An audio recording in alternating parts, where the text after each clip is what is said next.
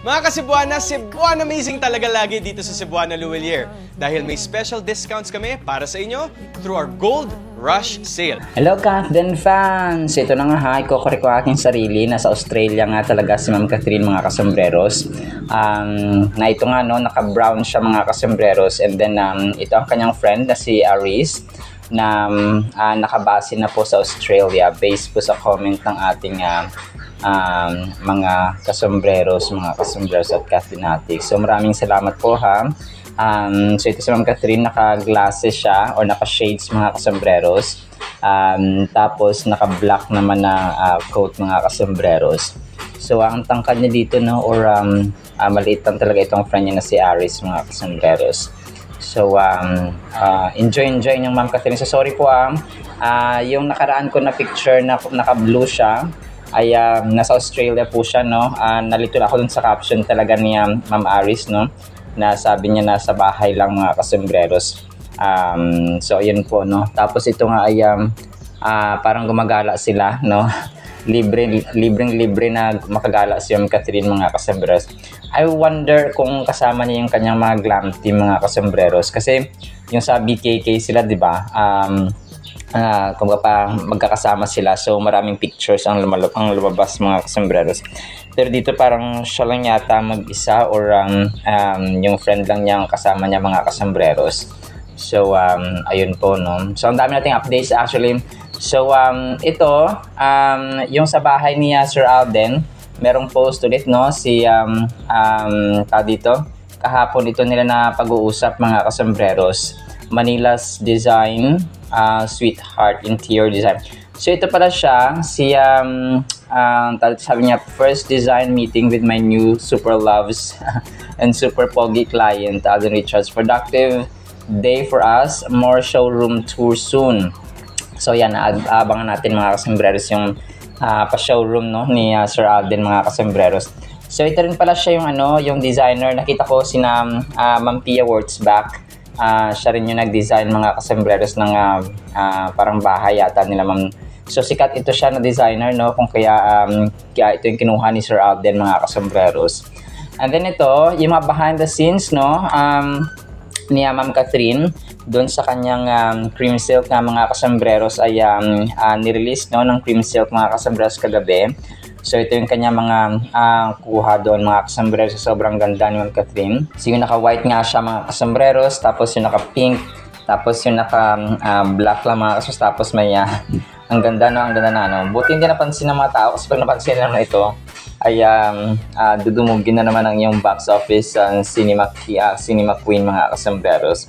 And then si Pops Alden hindi magpapahuli. Yung Cebuana na kanyang brand ng mga kasombreros ay parang meron na naman silang Gold Rush Sale. May discount na 5% sa lahat ng items mga kasombreros. So yung promo na ito ay from July 12 hanggang July 18 mga kasombreros. So 2025. So ito po mga kung mahilig kayo sa alahas, no, kung mahilig kayo sa mga jewels mga kasombreros ay pwede kayong mag-purchase dito sa Cebuana sa kanilang promo mga kasombreros. And then ito, sobrang kulit ito mga kasombreros. Kasi doon sa may London pala, kakaano lang no, kaka-upload lang niya Ma'am Ice Cubes mga kasombreros. Sabi ni Sir Alden, naka-meta ka rin, let's go. Sabi niya, yung meta na ng meta na glasses nga mga kasombreros no. So alam natin baka nag-update ito si Sir Alden mga kasombreros kay Ma'am Catherine. Kasi sabi niya dito, parang nag-offer no si Mama Ten na siya yung magpipicture dun sa isang fan niya mga kasombreros. Ang cute ni Laysam sa likod mga kasombreros. Tapos yung pictures ay kasama rin of course si Laysam at saka si Mama Ten mga kasombreros. Ang cute ni Sir Laysam. So yun po no, sobrang bait nila no. Akala mo talaga strict itong si Laysam, pero pag na-approach pala no, sobrang bait mga kasombreros.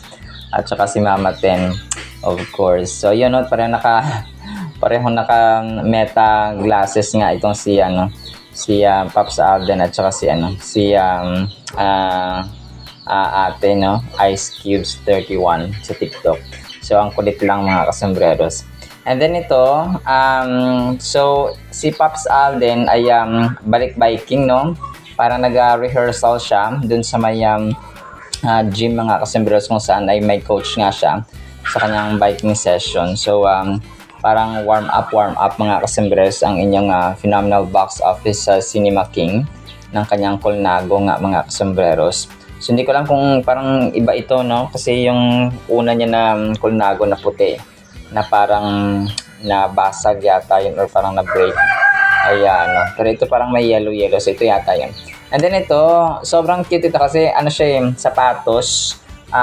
Instagram story ni Justin Benitez, no? Na isang na part ng glam team mga kasembreros ni Ma'am Catherine. So, sabi nung nag-post dito, yung naka-blue na shoes, ikaw ba yan, kuting? Sabi nga.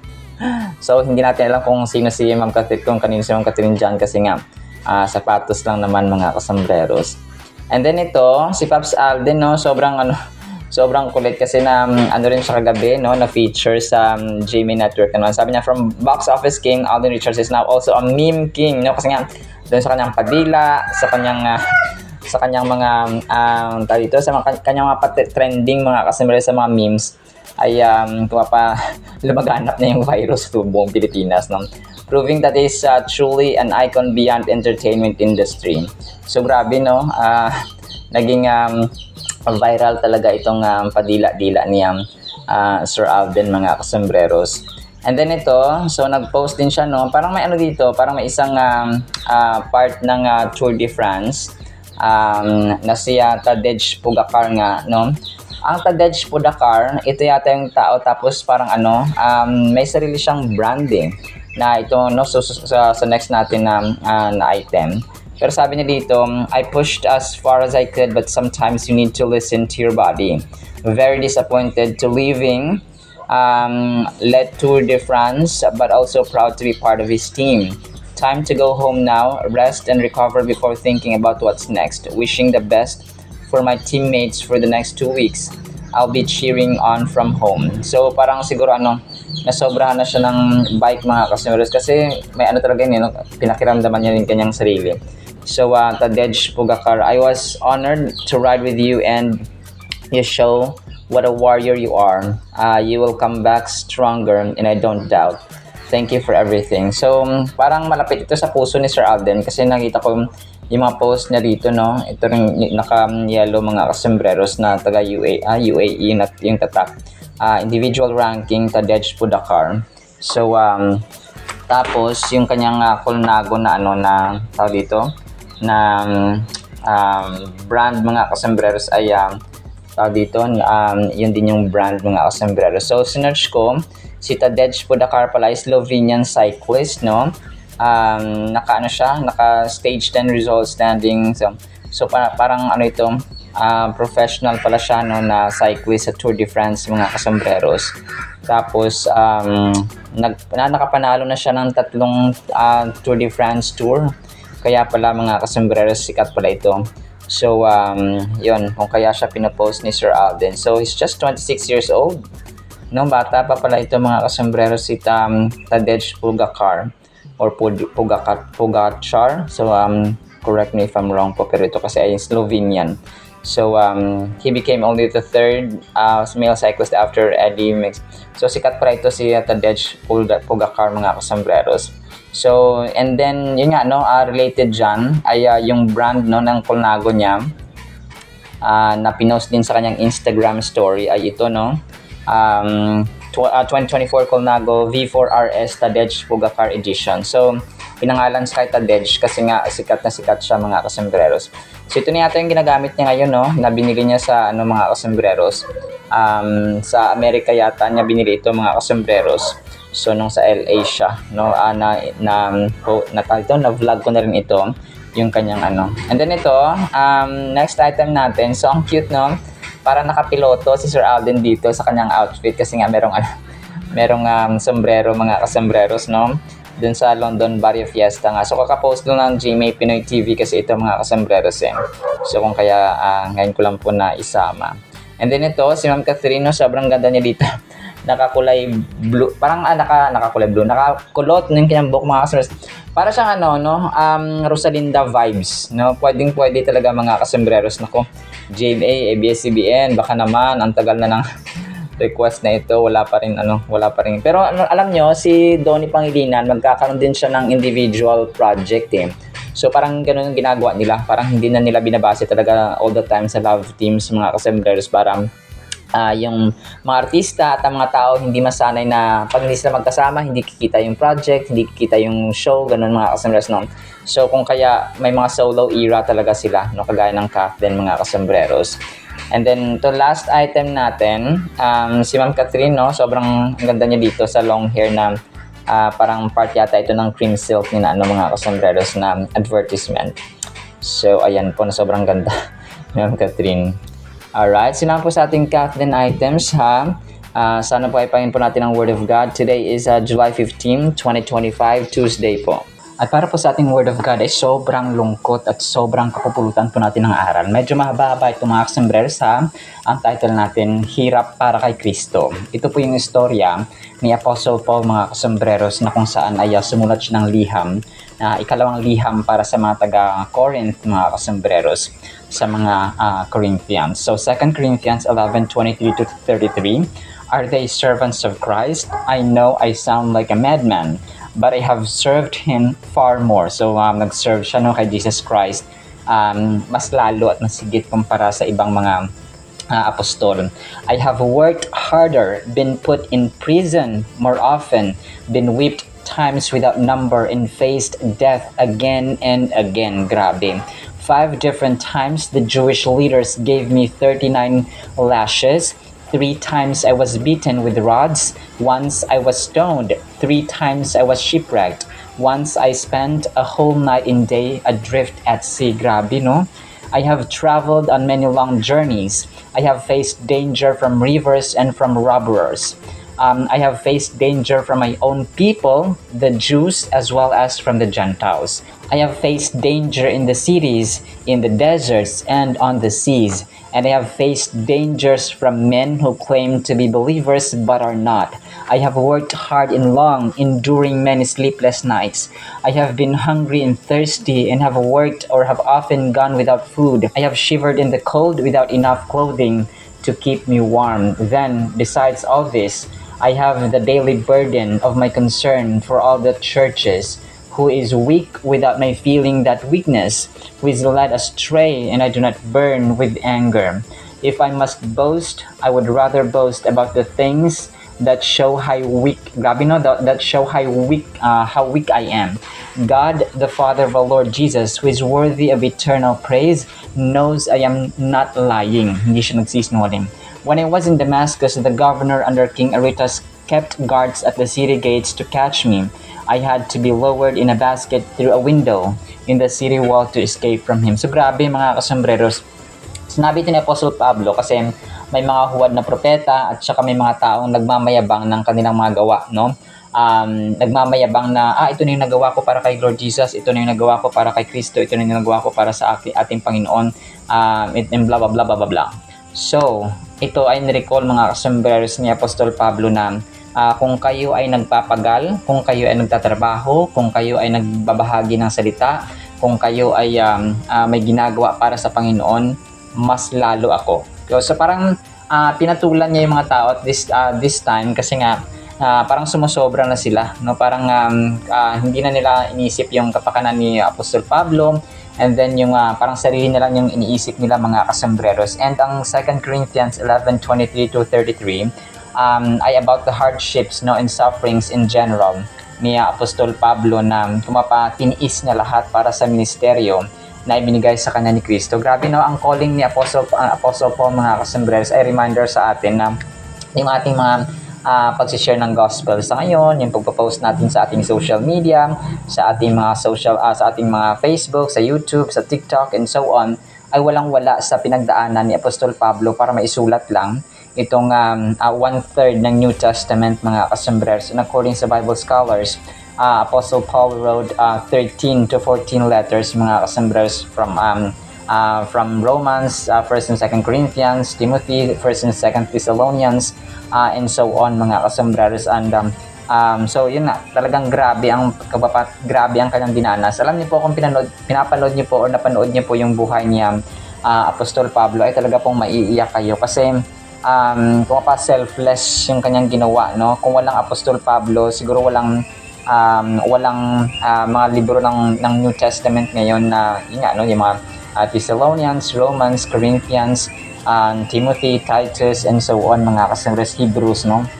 So when Paul talks about boasting in his sufferings for Christ, he is highlighting the challenges and hardships he has faced in his mission to spread the gospel. So we believe at siya rin mismo na naniniwala na ang kanyang pagkakadakip, ang kanyang pag-travel around the world, mga kasambreros, kasi pinagpapasapasahan siya. Dito ito lilitisin kay King Agrippa, hindi ito kay governor, blah blah blah blah. So from region to region, pinagpapasapasahan siya, mga kasambreros, na yun po ay will ng Panginoon, no? Sinasamahan siya ng Panginoon para mas spread pa ang gospel lalo. So he was facing, naisip ko talaga na he was facing governors and politicians and people who were of high rank, mga kasambreros, or positions sa society at that time, para mas lalong mapamadakila. Kasi pag ikaw ay nagsasalita sa mga high-ranking officials, parang ang dating nun is sila yung mas nakakaalam at sila ay mas mabilis na makakapag-spread ng gospel, mga kasambreros, kasi meron silang power, influence, and authority.